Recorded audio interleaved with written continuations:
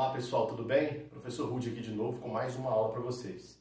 Galera, é o seguinte, a gente vai começar agora uma pequena playlist sobre as doenças causadas por vermes cilíndricos, tá? Antigamente isso era chamado de helmintoses, tá? Hoje a gente fala simplesmente verminoses causadas por nematelmintos. A primeira verminose que a gente vai trabalhar é a ascaridíase, tá? A famosa lombriga. É uma verminose que é considerada entre os parasitologistas a verminose mais comum dentro dos grupos populacionais humanos. O que é uma notícia muito triste, né? Porque a principal medida sanitária a principal medida para evitar essa doença é simplesmente o saneamento básico, tá? Isso mostra e revela para nós que boa parte das populações humanas, os grupos populacionais humanos, vivem sem condições de saneamento básico, tá? Ou vivem em condições sanitárias precárias, beleza? Dá uma olhada aqui no ciclo para você ver, ó. Coloquei alguns elementos aqui já para a gente ganhar tempo e a aula não ficar tão extensa. E a gente começa por aqui, ó. O único hospedeiro dessa doença é o hospedeiro humano, tá? Então, você tem aqui já uma informação valiosíssima. A ascaridíase é causada por um parasita monoxênico. Vamos colocar aqui, ó. Monoxênico. Professor, o que significa essa expressão monoxênico? Significa que ela tem apenas um único hospedeiro, tá? E como a gente está trabalhando com parasitoses humanas, o hospedeiro é o hospedeiro humano, tá? Pode olhar aqui no meu desenho, você não vai ver nenhum outro tipo de hospedeiro, beleza? Parasitas que apresentam 2 ou mais hospedeiros diferentes entre si, esses parasitas são conhecidos como parasitas heteroxênicos. Por exemplo, o parasita causador da esquistossomose, o Schistossoma mansoni, ele usa um hospedeiro humano como definitivo, e os caramujos aquáticos do gênero Bionfalaria como hospedeiros intermediários, tá? As tênias, a tênia solium e a tênia saginata, usam o ser humano como hospedeiro definitivo e bovinos e suínos como hospedeiros intermediários. Aqui você só tem um único hospedeiro, então a gente vai dizer que o parasita é monoxênico. Ele usa um único hospedeiro, beleza? Aí eu coloquei aqui um esboço, né, um bonequinho humano, sem rosto, sem identidade, sem preferência religiosa, sem ideologias, né? Só para mostrar para você que se o indivíduo tiver contato com o que vai ser explorado aqui no ciclo, ele vai se infectar e vai desenvolver a verminose, tá? Então, observando aqui de vermelho, a gente tem um pedaço aqui do canal alimentar, tá? Aqui na alça intestinal, intestino delgado, você vai identificar, né, os parasitas. Vamos colocar aqui, ó, como se eu tivesse dado um zoom, beleza? Para vocês. Você vai encontrar na alça intestinal os parasitas. Quer dizer que o local de ação desses parasitas é o intestino delgado. Olha que bacana. São vermes, né, de corpo afilado, cilíndrico, tá? Não metamerizado. Nós já estudamos esses animais numa aula anterior. É o primeiro grupo a apresentar canal alimentar completo, ou canal alimentar unidirecional, né? O alimento entra pela boca, percorre os órgãos digestivos e o que não foi aproveitado é liberado pelo ânus, tá? São dioicos, quer dizer que você tem aqui a fêmea, que é ligeiramente maior que o macho, tá? E aqui você tem o macho. Lembra que o macho apresenta na sua extremidade caudal o gancho copulatório que ele usa para realizar a reprodução sexuada por fecundação. Beleza? Então o local de ação parasitária é aqui no intestino delgado. Legal, né? Se a gente fizer um zoom aqui, ó, eu vou mostrar para vocês rapidamente. Se a gente fizer um zoom da parte anterior do corpo do animal, um zoom simples aqui, ó, vocês vão perceber o seguinte. As tênias apresentam, né, circulando, perdão, gente, não tênias, as lombrigas apresentam aqui, ó, circulando a abertura oral, ok? Eles vão apresentar lábios, nós chamamos de papilas labiais, ok?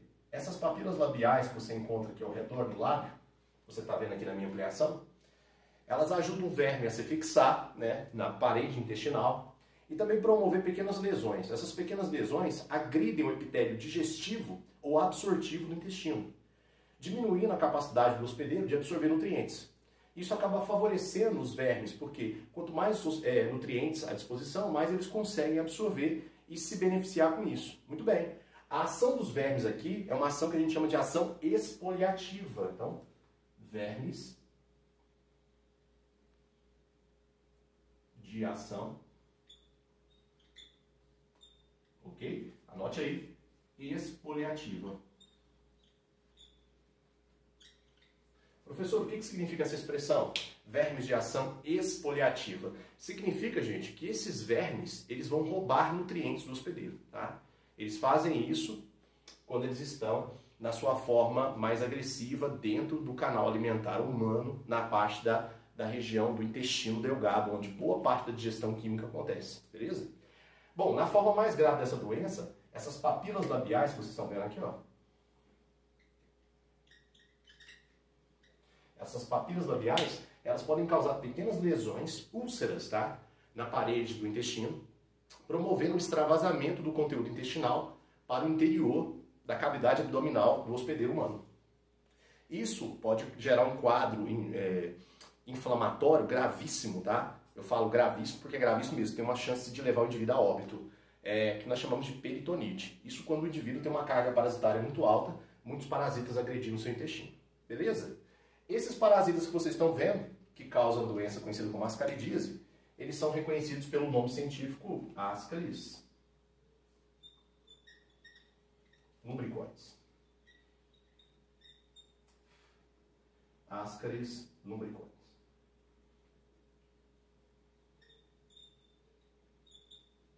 Beleza? Então vamos lá então. Os ascaris, tá? Ou as famosas lombrigas, desenvolvem ação parasitária no intestino, tá? Lá eles realizam ação exfoliativa. Usando estruturas labiais que ficam ao redor da boca, esses indivíduos machucam, né, o epitélio intestinal, reduzindo a capacidade absortiva de nutrientes do hospedeiro humano. Lembra que só existe um hospedeiro, um hospedeiro humano, caracterizando o parasita como monoxênico. Maior disponibilidade de nutriente fica para os ascaris, e aí eles vão absorver esses nutrientes. Absorvendo esses nutrientes, eles conseguem, né, obter a energia necessária para investir em reprodução. E a reprodução que eles praticam é a reprodução chamada de reprodução sexuada, onde o macho, usando seu gancho copulatório, vai fecundar a fêmea. As fêmeas fecundas, eu vou apagar aqui para, né, deixar o quadro mais clean para vocês. As fêmeas fecundas, ou fêmeas fecundadas, você pode usar as duas expressões, elas iniciam a produção de ovos, tá? Ovos que apresentam uma característica bem interessante, eu gostaria que vocês anotassem aí. São ovos múltiplos, né? Uma fêmea saudável de ascaris pode colocar até 100 mil ovos por dia. E esses ovos apresentam uma superfície irregular, que a gente chama de superfície mamelionar, ou mamelioforme, tá? Como você preferir dizer. Forma de mamilos. Olha só para você ver, ó. Então, a fêmea inicia a postura de ovos. E isso dentro do intestino do hospedeiro. Os ovos são múltiplos e apresentam um formato bem interessante. Ok? Quero que vocês anotem aí, por favor. Os ovos apresentam uma superfície irregular, que lembram mamilos, mamelionar. Superfície mamelionar. Vou anotar isso aqui para vocês.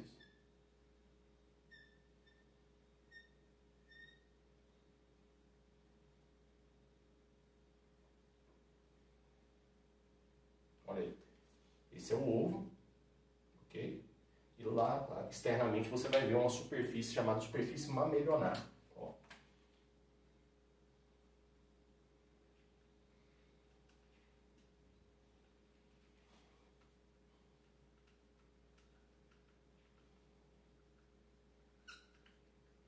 Superfície mamelionar. Legal, né? Assim que os ovos são postados, eles embrionam, tá? Isso já acontece antes dos ovos abandonarem o intestino do hospedeiro. O embrionamento quer dizer que o ovo já iniciou o desenvolvimento embrionário. Então, ele vai passar pelas segmentações, formando um embriãozinho aqui dentro. Belezinha? Quando os ovos chegam ao ambiente externo, ou seja, fora do corpo do hospedeiro, esses embriões dão origem a larvas. Tá? Essas larvas vão ficar situadas dentro do ovo. A larva situada dentro do ovo, ela tem um nome interessante. Vou fazer ela com uma cor diferente. Vou fazer ela com uma cor aqui, ó, roxinha. Essa larva situada dentro do embrião é uma larva que a biologia e a parasitologia podem chamá-la de L1, ok? É a larva L1. A larva L1, pessoal, ela só se forma quando os ovos abandonam o corpo do hospedeiro, tá? Então, se porventura esses ovos ficarem presos nas dobras intestinais, nas famosas vilosidades, esses ovos serão destruídos, eles não vão formar novos indivíduos. Isso significa que a população de vermes dentro do corpo do hospedeiro só vai crescer se acontecer processo de reinfecção. Tudo bem? Maravilha. Então, o que você está vendo lá dentro do ovo é a larva L1. Muito bem. E aí, professor, o que vai acontecer? Se esse indivíduo viver em regiões onde as condições sanitárias são precárias, são ruins, esses ovos, né, vão ser eliminados junto com as fezes do hospedeiro. Então, quando o indivíduo defecar, ele vai liberar muitos ovos nas fezes. Tá? Provavelmente, como ele vive em lugares onde as condições sanitárias são precárias ou inexistentes, o conteúdo fecal dos indivíduos vão parar em regiões que nós podemos chamar de mananciais ou reservatórios de água. Então, os ovos, pessoal, eles vão contaminar. Então, os ovos contaminam. Coloque aí, se você estiver anotando. Os ovos vão contaminar mananciais ou reservatórios de água, tá? Que são usados pela população local para a sua subsistência. Então, os ovos vão contaminar mananciais. Vamos colocar aqui, ó. Ovos contaminam reservatórios de água.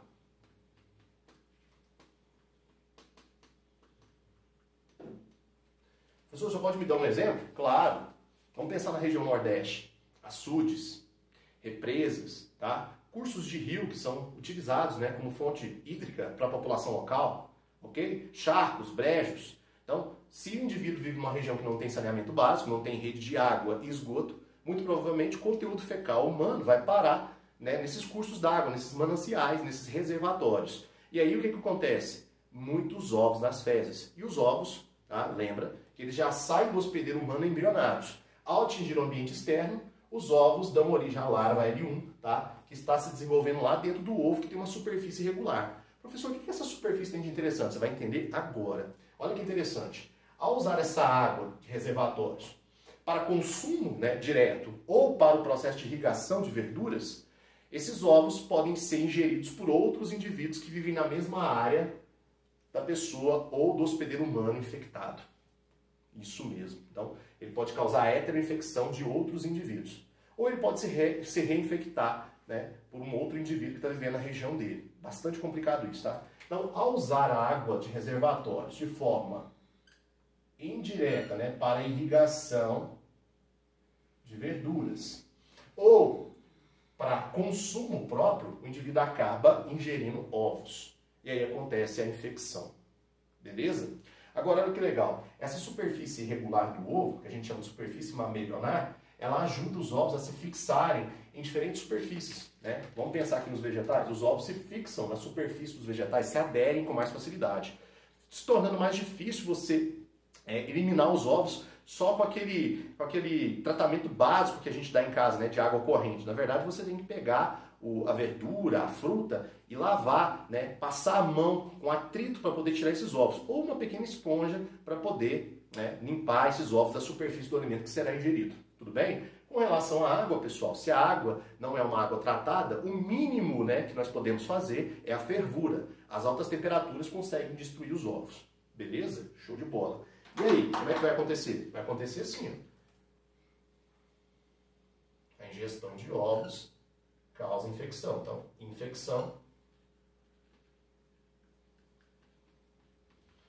por ingestão de ovos. Interessante, né? Então, um indivíduo infectado apresenta os vermes vivendo na sua alça intestinal delgada, tá? Onde acontece boa parte da indigestão química. Esses vermes vão desenvolver ação espoliativa, vão roubar nutrientes, tá bom?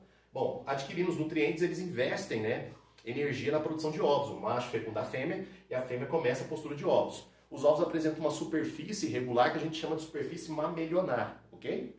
Bom, os ovos saem do hospedeiro embrionados junto com as fezes. Então, quando o hospedeiro defeca, ele libera ovos junto com as fezes. Rapidamente, no ambiente externo, esses ovos embrionados, eles se transformam, melhor, o embrião dá origem ou dá lugar a uma larva chamada de larva L1, ok? Esses ovos vão ser dispersados no ambiente e podem contaminar mananciais ou reservatórios de água. Reservatórios que são usados pela população, reservatório que é usado pela população local para consumo ou para irrigação, né, de pomares, de hortaliças e lavar. Ao consumir esses vegetais que não foram devidamente higienizados, ou consumir a água que está contaminada com os ovos, novos indivíduos vão adquirir a doença, ou seja, a infecção é por ingestão de ovos. Ok? Agora, para ficar mais clean o quadro, eu vou limpar aqui para vocês, porque eu quero mostrar a ação dentro do organismo do hospedeiro. Então, vou tirar aqui, tá?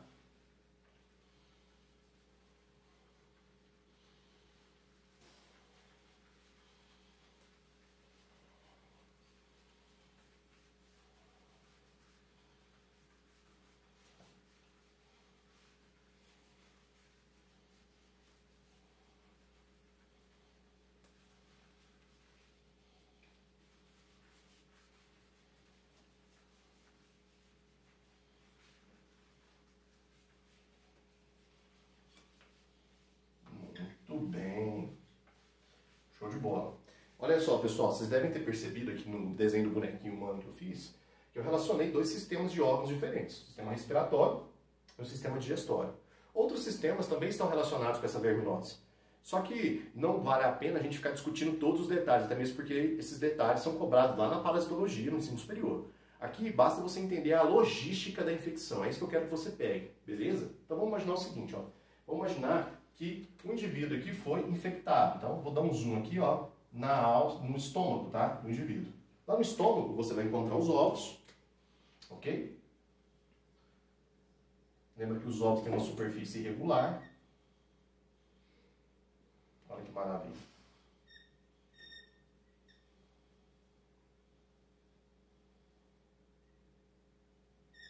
E aí você percebe o seguinte. Quando o indivíduo ingere água, ou ele come alguma verdura que contém ovos aderidos à sua superfície, os ovos vão ser ingeridos pelo canal alimentar, né? Obviamente vai passar pelos órgãos do canal alimentar, esôfago, né? E vai chegar no estômago. Os ácidos estomacais, ou suco gástrico, vai enfraquecer a casca do ovo, permitindo a liberação da larva. Que larva que é essa, pessoal? É a larva L1. Ok? Essa aqui é a larva L1. A larva L1, gente, ela vai sair do estômago. Como é que ela vai sair do estômago? Muito simples. Lembre que o estômago ele é forrado ou ele é revestido por um epitélio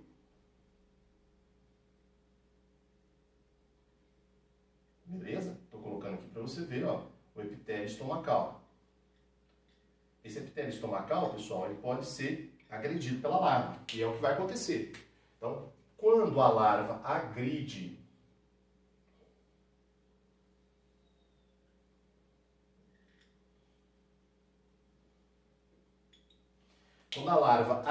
aqui, ó, o epitélio estomacal, ela cria a oportunidade de escapar do ambiente interno do estômago para dentro de um vaso sanguíneo.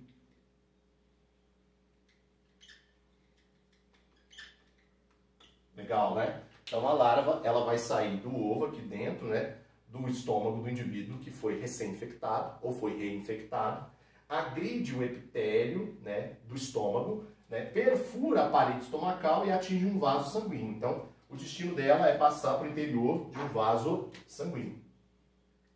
Ela vem para cá. Ao entrar no vaso sanguíneo, pessoal, essa larva vai ser conduzida devido ao fluxo sanguíneo a diferentes órgãos.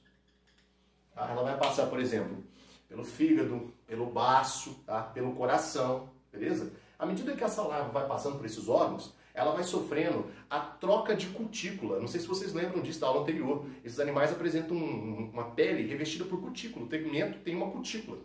Essa cutícula, ela impede um crescimento contínuo. Esses animais, eles crescem usando o mecanismo de equidise ou muda. Então ela vai sofrendo equidise e se transformando em fases larvais subsequentes. Então a L1 vai dar lugar a L2 e a L2 vai dar lugar a L3, que é a forma infectante da doença, tá bom? Agora, olha que interessante, pessoal. Dos vasos sanguíneos, dos órgãos e vasos sanguíneos, essa larva migra, beleza? Já na forma de L3, ela migra para cá, ó. Ela migra para o pulmão, tá bom? Ela migra para o pulmão. Então, olha só o ciclo que a gente fez aqui rapidinho, ó. Os ovos são ingeridos aqui no estômago, os ovos são enfraquecidos pelo suco gástrico, permitindo que a larva ecloda do ovo.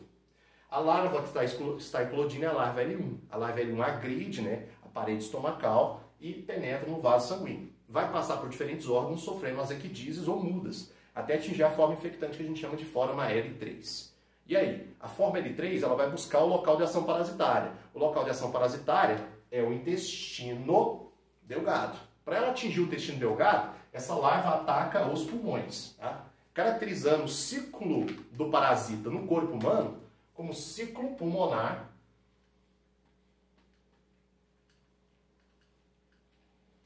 ou de Loss, que é uma expressão muito comum devido ao pesquisador que elucidou o ciclo. Beleza? Interessante, não é? Então agora eu vou apagar e te mostrar o que ela faz nos pulmões. Vou apagar aqui, ó.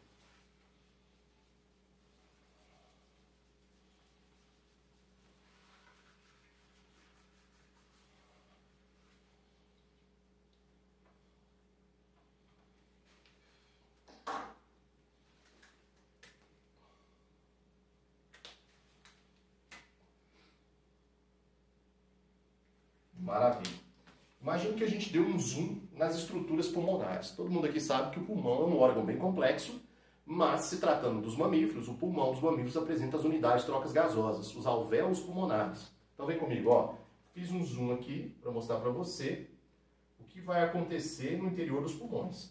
A gente sabe que os pulmões apresentam estruturas de trocas gasosas chamadas de alvéolos.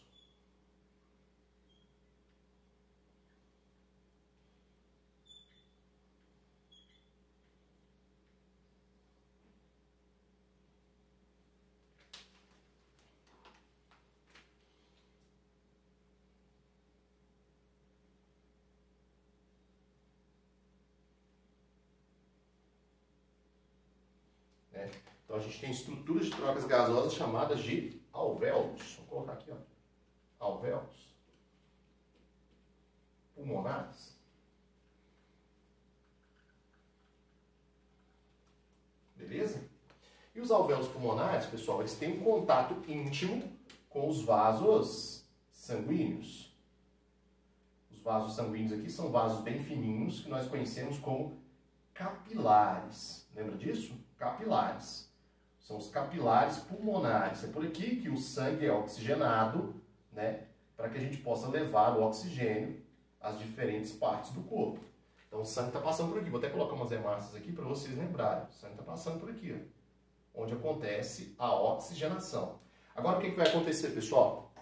Já na forma de L3, né, você vai encontrar o ascaris, na forma de L3. O ascaris, quando ele estiver passando pelo sangue aqui dos capilares pulmonares, ele vai agredir a parede do vaso sanguíneo e do alvéolo. Então os ascaris eles vão adentrar aos alvéolos. Fazendo isso, pessoal, eles vão ter acesso ao interior do alvéolo. O interior do alvéolo é o interior onde acontece a chegada do gás, a chegada do ar que está sendo inalado. E aí, quando eles entrarem aqui, ó, quando eles agredirem os alvéolos, eles vão causar uma irritação, e essa irritação vai gerar um reflexo, que a gente chama de tosse. Então o indivíduo que está tendo seus alvéolos atacados, ele vai ter um acesso de tosse. E todo mundo aqui sabe que a tosse é um deslocamento forte de ar. Esse deslocamento de ar pode conduzir, né, o verme às vias aéreas superiores. O que são as vias aéreas superiores, pessoal? Traqueia, laringe, faringe. Quando esses vermes chegarem na faringe, lembra que eles ainda estão, né, com um tamanho bem pequeno. O adulto, macho e fêmea podem alcançar aí alguns centímetros de comprimento. Aqui você ainda tem na casa dos milímetros, tá? Porque são larvas ainda. Que larva é essa aqui, pessoal? É a larva L3. O que vai acontecer? Quando esses vermes forem conduzidos para as vias aéreas superiores, traqueia, laringe e faringe, alguns desses vermes serão escarrados do corpo do hospedeiro. Outros serão deglutidos. Aí é que são elas. Olha o que vai acontecer. Quando o verme for deglutido, ele vai passar pela região do esôfago. Lembra que a faringe, a famosa garganta, tem continuidade, né, com o esôfago. Do esôfago, esses vermes vão seguir em direção ao estômago. Do estômago, eles vão passar para o interior do intestino delgado, onde eles vão, né, desenvolver a ação parasitária, as larvas L3 vão desenvolver ação parasitária e vão alcançar o estágio, né, de adulto formado, para poder iniciar o processo reprodutivo. Beleza? Interessante, não é? Você deve estar se perguntando, poxa, professor, o bicho estava lá no intestino. Por que ele teve que ir lá para o pulmão para voltar para o intestino? Porque durante o ciclo de Loss, né, que a gente chama de ciclo pulmonar, onde a larva vai passar por diferentes órgãos, ela passa sofrendo um amadurecimento, sofrendo as equidizes ou mudas, tornando o tegumento mais forte para suportar os ácidos estomacais ou qualquer outro tipo de defesa química ou física que o corpo do hospedeiro possa, né, manifestar ou apresentar contra ela. Beleza? Bom, eu volto agora com uma próxima verminose, para que essa aula não fique muito extensa, beleza? Espero que vocês tenham gostado. Esse é todo o ciclo, né, de ação parasitária do Ascaris lumbricoides ou da famosa lombriga. Valeu, fui!